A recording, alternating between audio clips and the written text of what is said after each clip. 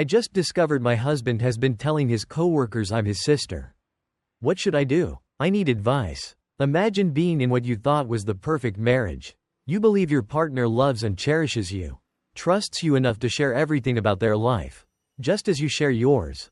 But what if, one day, a seemingly innocent encounter reveals that everything you knew about your partner's life, at least a major part of it, was built on lies? This is the story of Sarah, who found herself in that very situation, and it forced her to question not only her marriage but her entire understanding of the person she had committed her life to.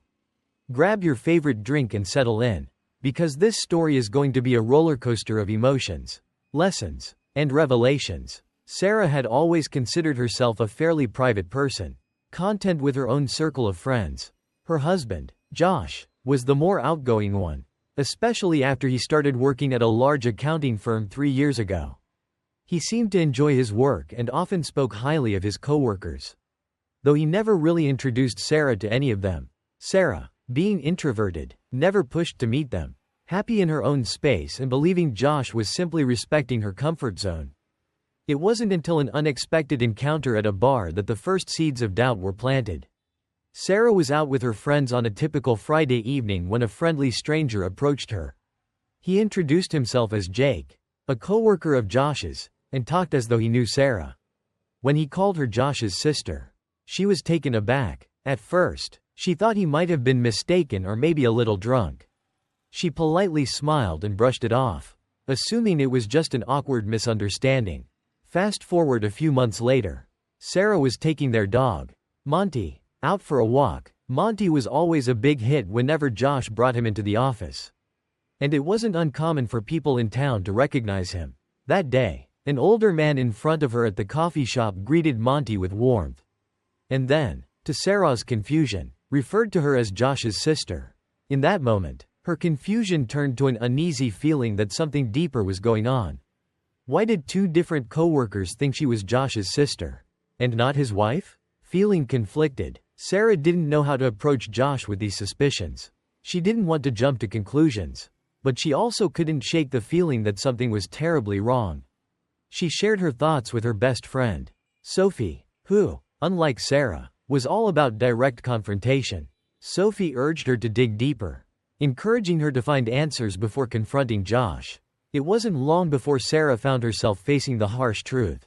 One Saturday morning, after Josh had come home late from a night out with friends and was still fast asleep, Sarah decided to look through his phone.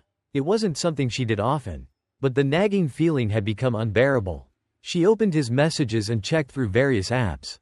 At first, she found nothing alarming, but then, she found a folder labeled Work, containing Microsoft Teams and other work-related apps. What she found on Teams shattered her sense of security. There it was, a message from Jake, the same coworker she had met at the bar. The message read, "Ran into your sis at the bar on Friday. She's single, right?" And Josh had replied, "Nah, she's married." Sarah's heart sank. She felt the world spin as she read and reread the words. Why was Josh lying about her? And why did he act like she was his sister and not his wife? Sarah found herself spiraling as she continued scrolling through messages. She found a group chat where Josh had shared photos of their vacation in Bali, referring to her as sis.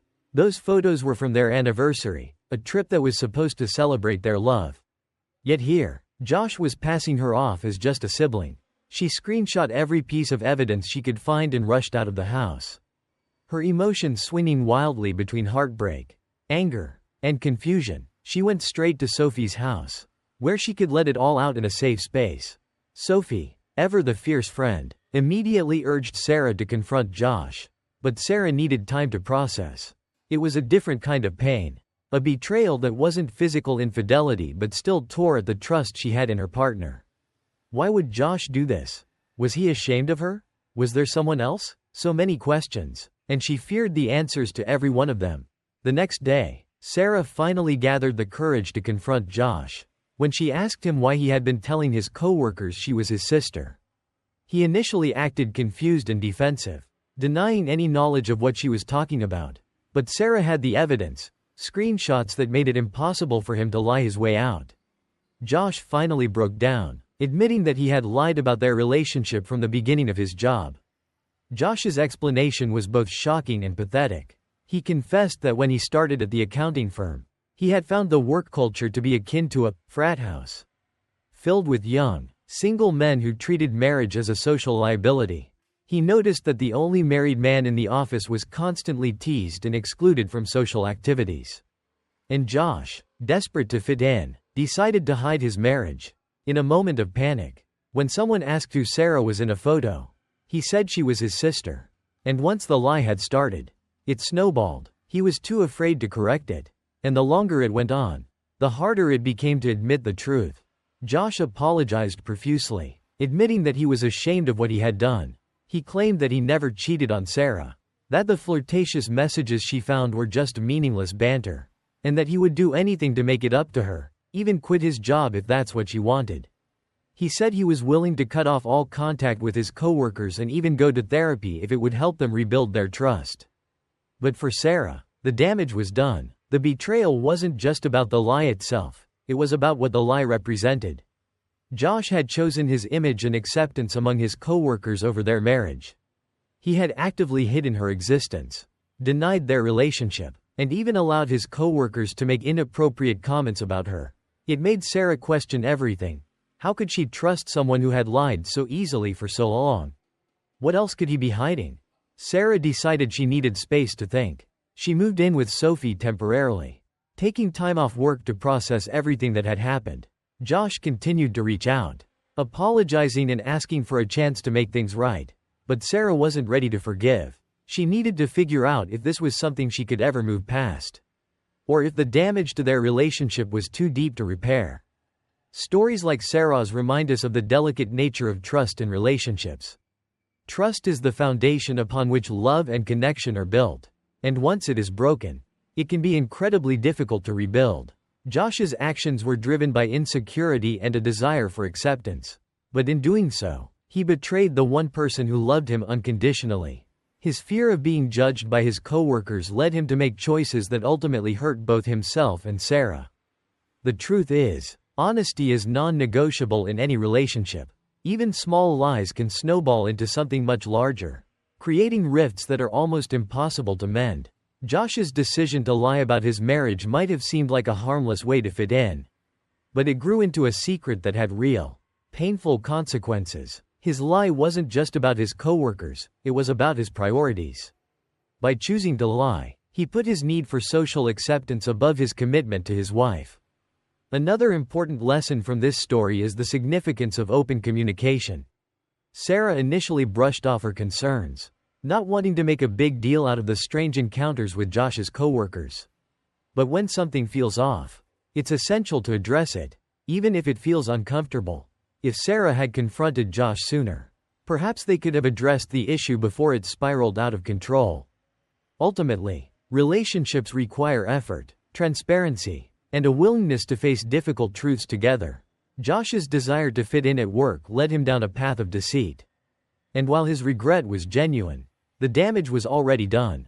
For Sarah, the question became whether she could ever trust Josh again, and whether their relationship could recover from such a deep betrayal. This story also highlights the importance of self-worth. Sarah's journey from confusion to heartbreak to empowerment is a testament to her resilience. She knew that she deserved honesty and respect, and when Josh failed to provide that, she chose to take a step back and evaluate what was best for her. It takes immense strength to walk away from someone you love, especially when they are begging for forgiveness. But sometimes, choosing yourself is the most loving thing you can do.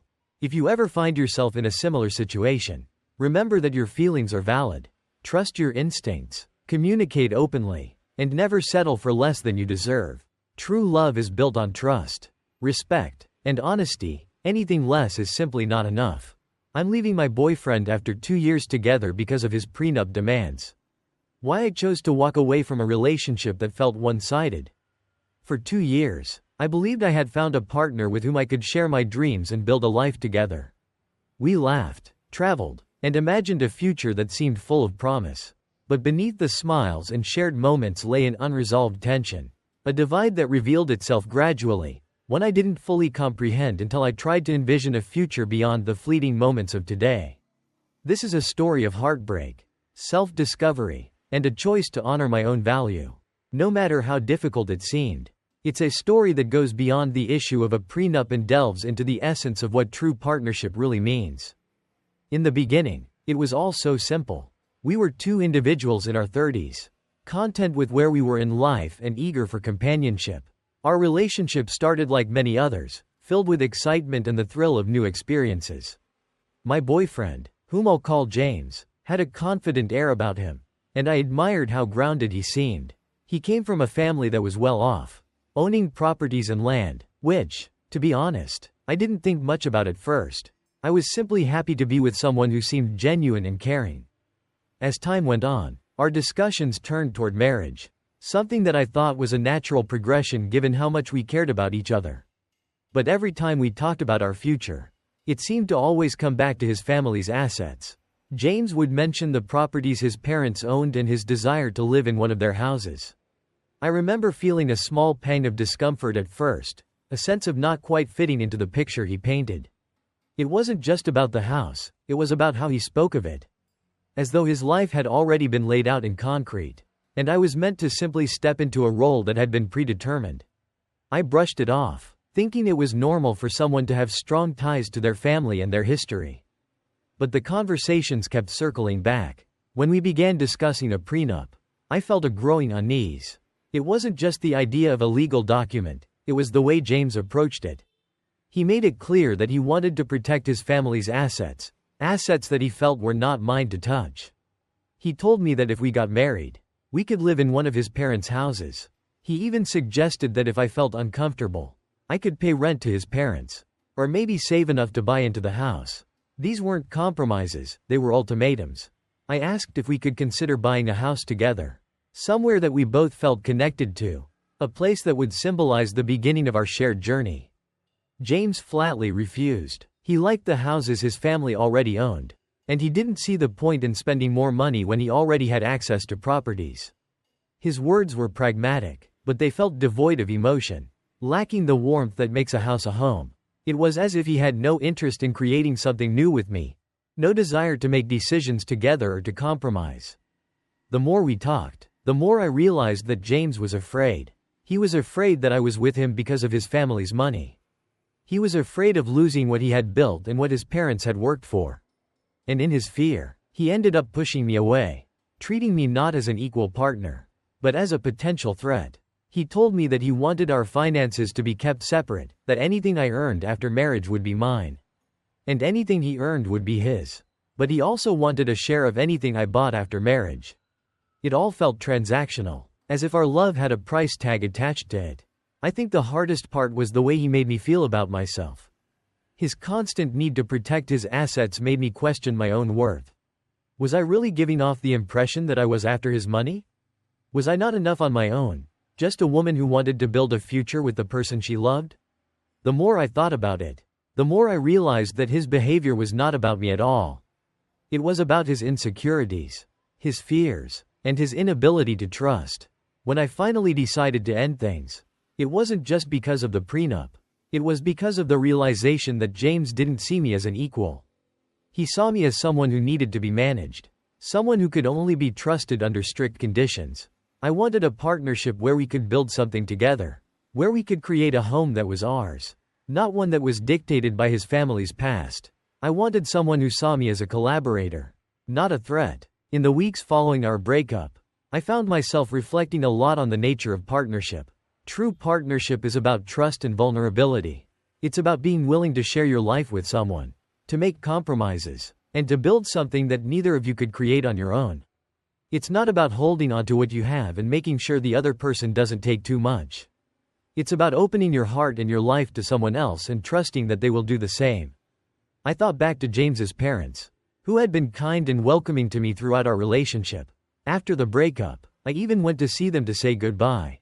They were surprised when I told them why I was leaving. James's mother told me that they had always planned to give us a house as a wedding gift, something that James had never mentioned.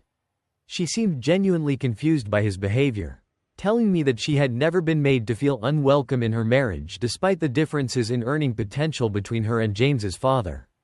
It was a bittersweet conversation, one that made me realize just how deeply James's fears had affected him. It's easy to judge someone like James and see him as selfish or unfeeling. But the truth is, we all have our fears.